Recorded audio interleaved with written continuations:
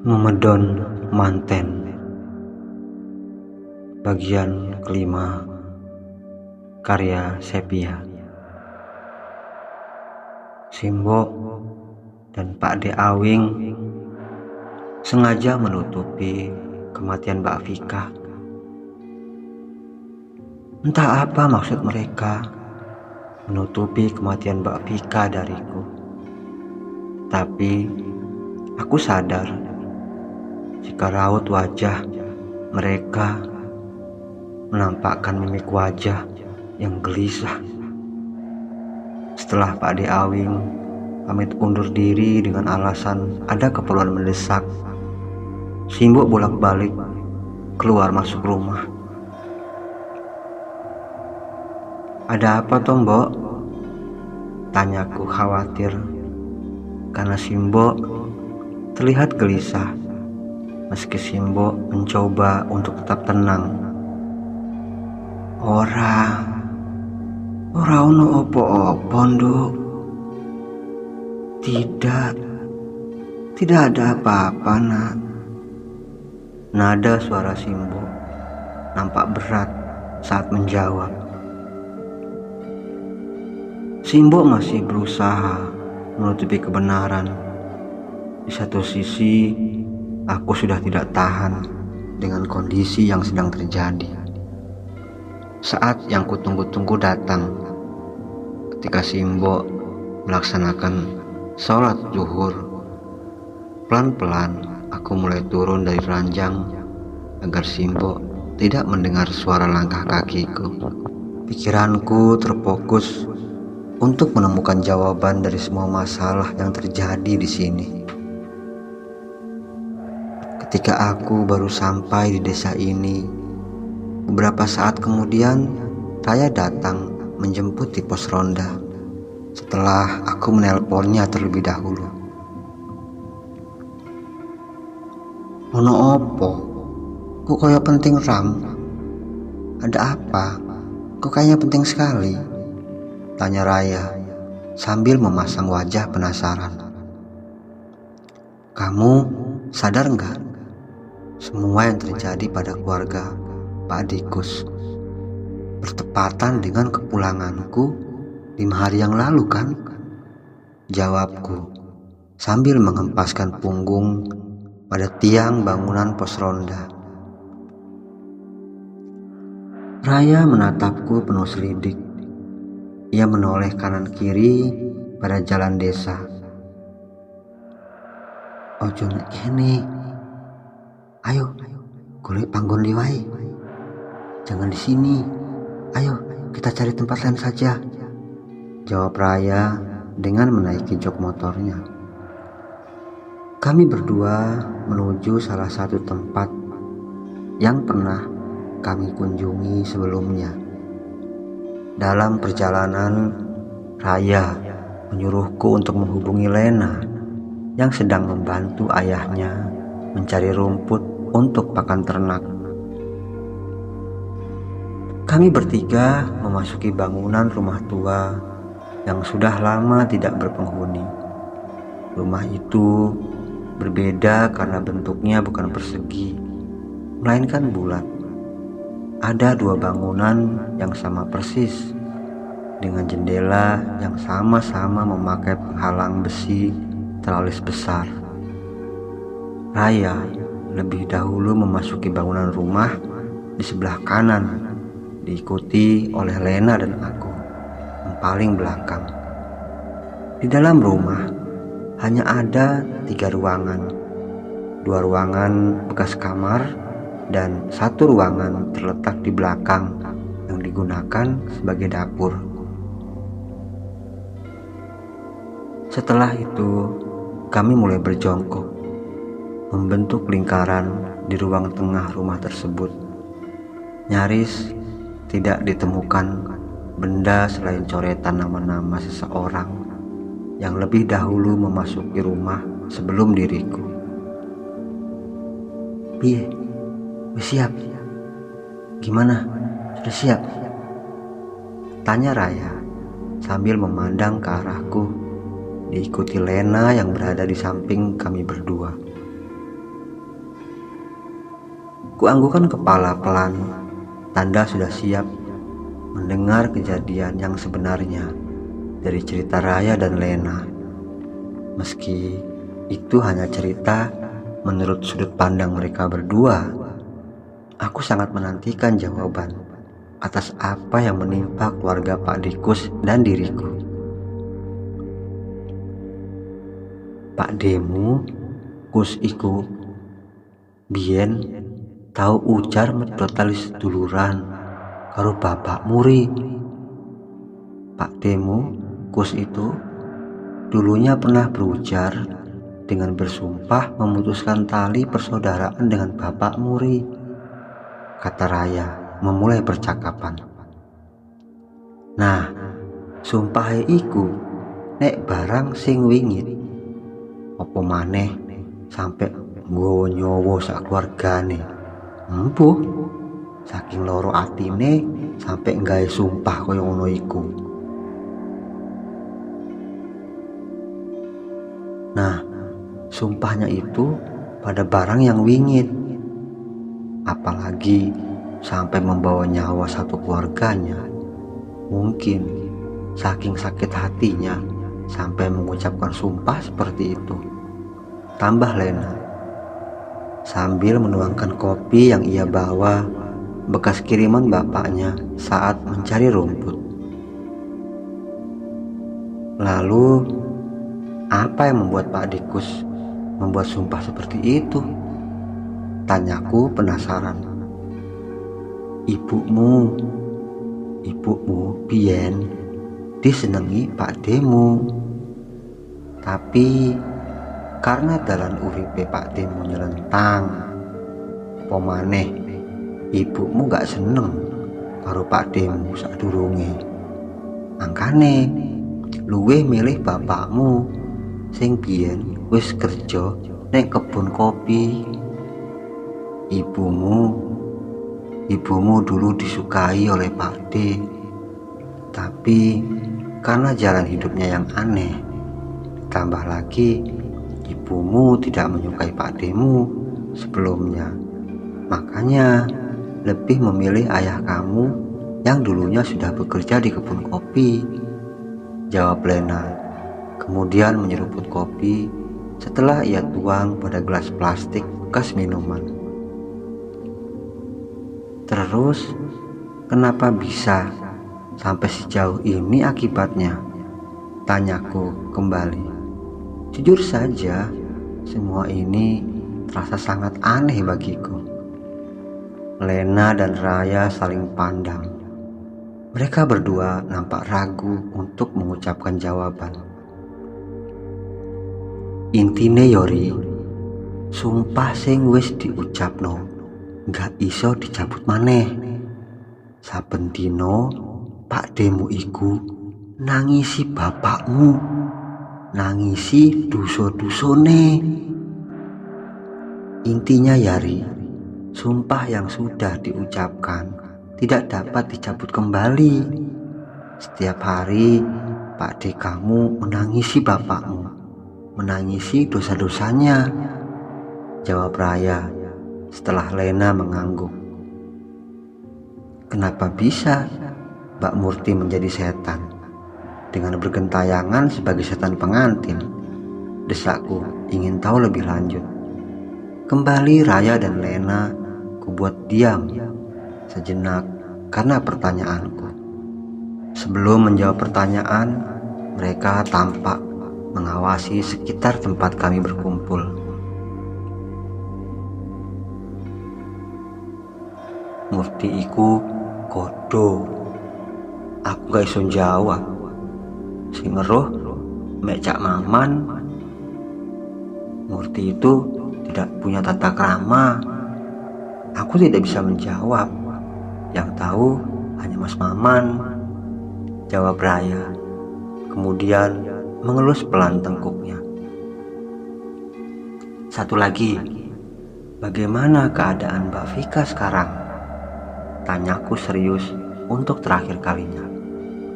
Loh, awakmu gak eruh? Loh, kamu tidak tahu? Kata Lena balik bertanya. Kalau aku tahu, kenapa tanya pada kalian?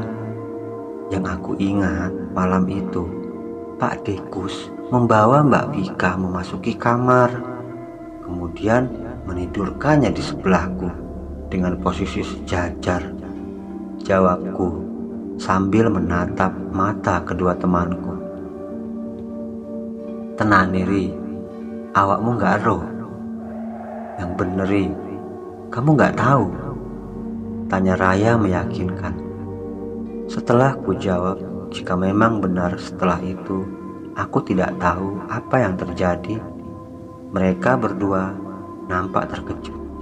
Kemudian Raya berkata, "Saat rohku, keluargamu wis ngelakoni ritual gotong mayit.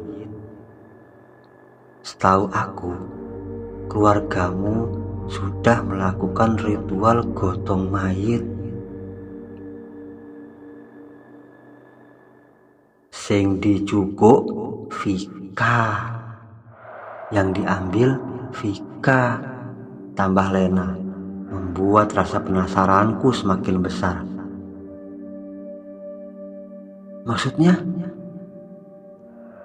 "Vika wis mati, nyusul Murti. Vika sudah meninggal, menyusul Murti," jawab Lena membuang muka. Dek, jantung seolah berhenti berdetak saat ku tahu jika setelah ritual aneh yang ditujukan untukku dan Mbak Vika ternyata adalah ritual untuk memastikan siapa di antara dua manusia yang akan diambil oleh bangsa jin dengan mengorbankan nyawanya. Prar! Tiba-tiba dari rumah sebelah terdengar bunyi suara kaca pecah. Kami bertiga bergegas menuju ke rumah tempat sumber suara tersebut untuk memastikan apa yang terjadi. Namun, saat kami bertiga sampai di rumah bekas peninggalan Belanda itu, tidak kami temukan apapun. Semua nampak seperti semua saat kami baru saja datang, karena di kedua rumah itu sama sekali tidak ditemukan adanya kaca, hanya bangunan kokoh berbentuk bulat berwarna tembok putih tulang dengan teralis besi yang sudah berkarat. "Ayo, mulai wis. Ayo pulang saja," kata Raya. "Tunggu," kataku menghentikan langkah Raya dan Lena yang hendak menuju motor di depan bangunan. "Aku ingin tahu lebih dalam lagi tentang semua yang terjadi," lanjutku setelah mereka memandang bersamaan kepadaku. "Engkok bengi jam 11 tak enteni nek pos ronda, tak terne nang omahe Pak Demu. Cek awakmu roh opo sing daden. Nanti malam jam 11 aku tunggu di pos ronda. Aku antar kamu ke rumah Pak Demu, biar kamu tahu apa yang sebenarnya terjadi," kata Lena sambil menarik tanganku. "Tapi resikonya gede Ri. Awakmu sanggup nanggung bakale. Tapi resikonya besar Ri. Kamu sanggup menanggung nantinya," sahut Raya. "Apapun, yang penting bisa tahu yang sebenarnya," jawabku serius pada Raya. Malam, tepat pukul 11 malam, setelah sengaja menahan rasa kantuk sampai saat ini karena malam semakin larut, langkah kakiku mulai mengendap keluar kamar, kemudian menuju ruang depan. Di luar, tepatnya di seberang jalan depan rumah, Lena dan Raya sedang memainkan cahaya senternya, membuat tanda agar aku segera keluar. Di balik tembok ruang depan, aku menyembunyikan diri saat Simbok mulai melangkah menuju keluar rumah. melalui pintu dapur untuk mengambil wudhu. Dengan berbekal senter dari gawai dan jaket tebal yang kubawa dari rumah, perlahan kubuka jendela ruang depan untuk ku keluar. Karena jika keluar melalui pintu rumah, Simbo akan mengetahui dengan adanya bunyi yang keluar dari gesekan pintu dan lantai rumah. Setelah berhasil keluar rumah, aku sengaja memilih lewat samping agar bayanganku tidak terpantul ke dalam rumah akibat cahaya lampu penerangan jalan yang terletak di depan halaman jalan masuk rumah.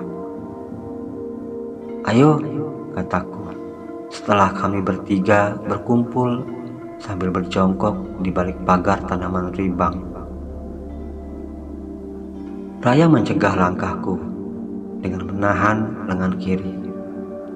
"Ojo lewat jalan biasa, muter ae, cek gak roh wong. Jangan lewat jalan biasanya, memutar saja biar tidak ketahuan penduduk," kata Raya. Kemudian ia menyuruh aku dan Lena untuk mengikutinya dari belakang. Jalan yang kami lalui agak sulit. Di samping jalannya hanya muat untuk perorangan saja. Kami juga diharuskan untuk menyibak rumput tebon yang tumbuh subur di sisi jalan. Beruntungnya, sinar rembulan malam itu menyinari perjalanan kami, sehingga membuat baterai senter kami sedikit bertahan lama. Di kejauhan nampak lampu-lampu penerang desa berpijar dengan terang. Benar saja kata Raya, banyak orang yang sedang meronda malam itu. Benar saja dugaan Lena. Malam itu rumah Pak Dikus nampak singuk alias seram. Cahaya lampunya juga padam, menyisakan lampu ruang tengah yang terlihat dengan warna sinar kekuningan. Kami mulai berjalan mengendap-endap ke arah pagar tembok halaman rumah Pak Dikus, nyaris tanpa penghuni. Padahal rumah tersebut masih terbilang baru ditinggal oleh dua penghuninya. Ketika kami bertiga hendak melangkah lebih dekat, tangan Lena menahan jaketku dan Raya seraya. Tangan Lena menahan jaketku dan Raya secara bersamaan. Setelah kami berbalik dan menatap Lena yang berada paling belakang, Lena memberi isyarat dengan memainkan kedua matanya ke suatu arah di ujung belakang rumah Pak Dikus. "Opo?" tanya Raya heran dan merasa risih karena Lena memegang kerah jaketnya. Murti ono nek mburi omahe Lekus. Murti ada di belakang rumah Lekus, kata Lena dengan badan sedikit gemetaran. Setelah mendengar jawaban Lena, kami berdua mengarahkan pandangan ke bagian belakang rumah Pak Dikus, tepatnya di belakang luar tembok dapur. Hening, tidak ada apapun di sana, hanya beberapa pohon pisang yang daunnya bergoyang-goyang karena diterpa angin pelan.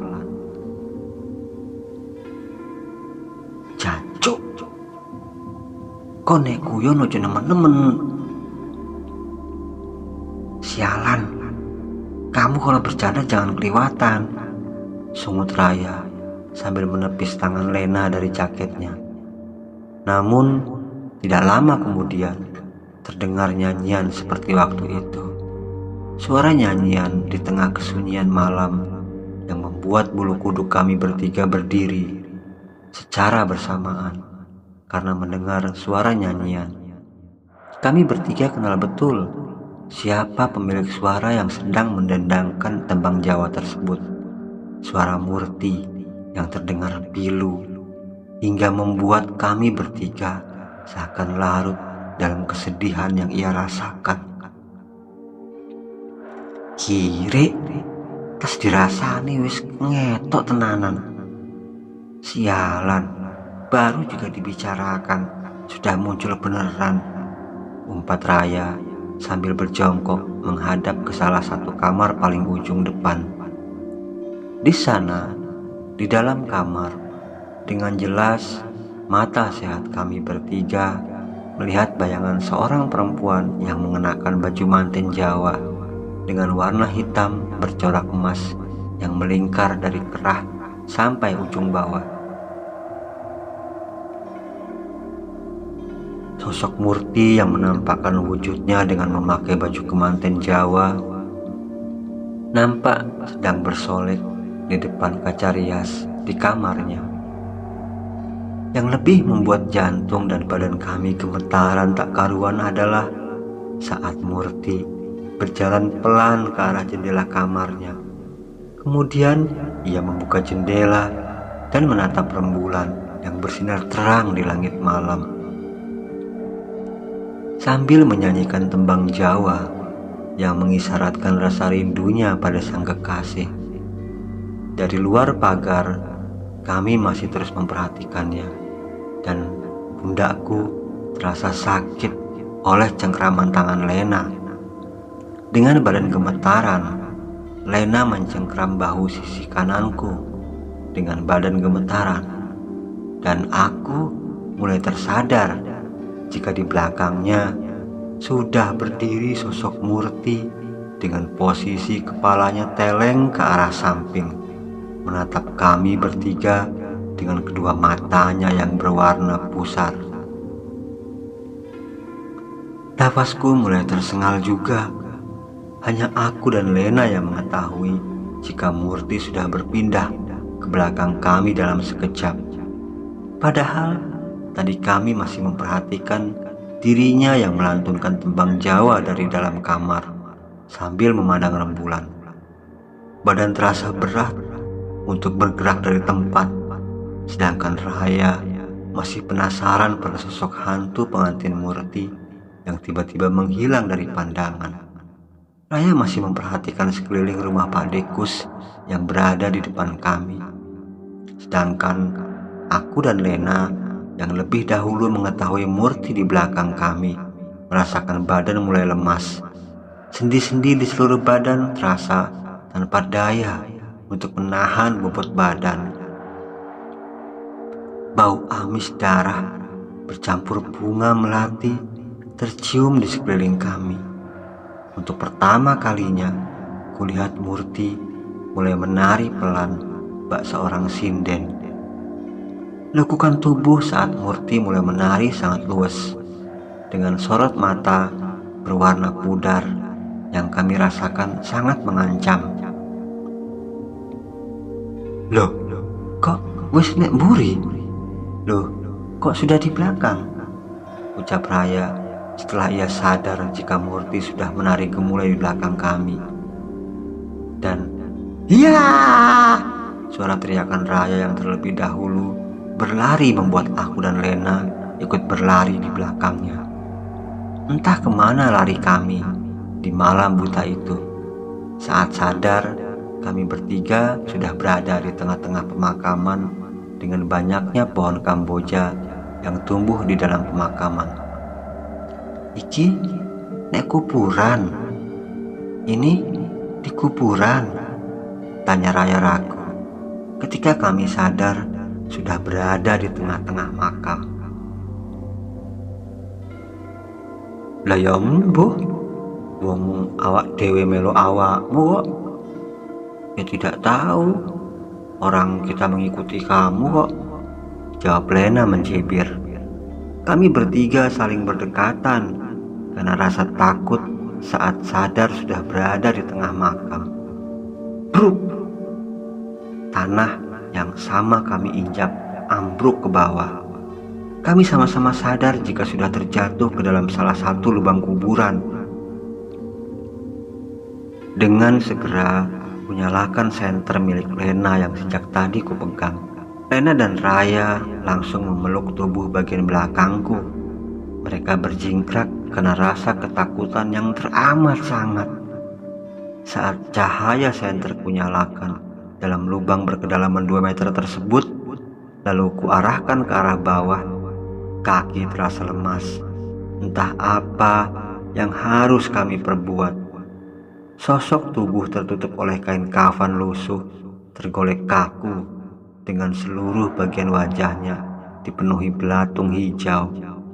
Teriakan kami bertiga yang meminta pertolongan seolah lenyap ditelan kesunyian. Tidak ada seorang pun yang datang menolong kami yang berada di lubang kuburan. Dalam keputusasaan itu, Raya dan Lena mengangkat pinggulku untuk naik terlebih dahulu. Setelah berhasil naik, kuulurkan tangan ke arah lubang untuk membantu kedua temanku keluar dari dalam lubang tersebut. Kami bertiga silih berganti memuntahkan isi dalam perut masing-masing. Bau bangka yang tercium di hidung membuat isi dalam perut kami bertiga terdorong keluar. Malam itu adalah malam paling gila yang pernah kualami. Demikian tadi cerita yang berjudul Modern Manten bagian yang kelima, karya Sepia. Terima kasih kepada teman-teman yang sudah meluangkan waktunya untuk mendengarkan cerita ini. Kita akan berjumpa kembali dalam cerita Modern Manten bagian yang ke-6.